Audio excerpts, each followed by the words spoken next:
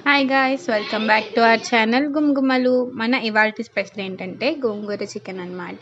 ఏం లేదండో, జస్ట్ గోంగూర తీసుకొని మామూలుగా కడుక్కొని ఉడకబెట్టుకున్న దానికి తర్వాత ఉల్లిపాయలు, పచ్చిమిర్చి, ఎండుమిర్చి బాగా వేపుకొని పసుపు, ధనియాల పొడి కొంచెం వేపుకున్న తర్వాత చికెన్ కడుక్కొని మంచిగా వేసేసుకొని ఉప్పేసి మూత పెట్టుకోవాలండి.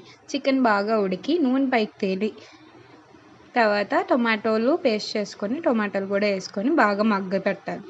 ఒక 2-3 మినిట్స్ సిమ్లో పెట్టి మగ్గించుకోవాలి.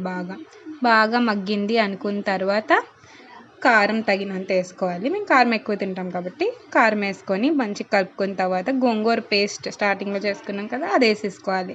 వేసుకొని మళ్ళీ మూత పెట్టుకొని ఆయిల్ పైకి తేలేంత వరకు బాగా మగ్గించుకోవాలి. మగ్గించుకున్న తర్వాత ఆయిల్ తేలిపోయింది అనుకున్నప్పుడు కొత్తిమీర, కరివేపాకు వేసి గార్నిష్ చేసుకుంటే మన వేడి వేడి టేస్టీ గోంగూర చికెన్ రెడీ.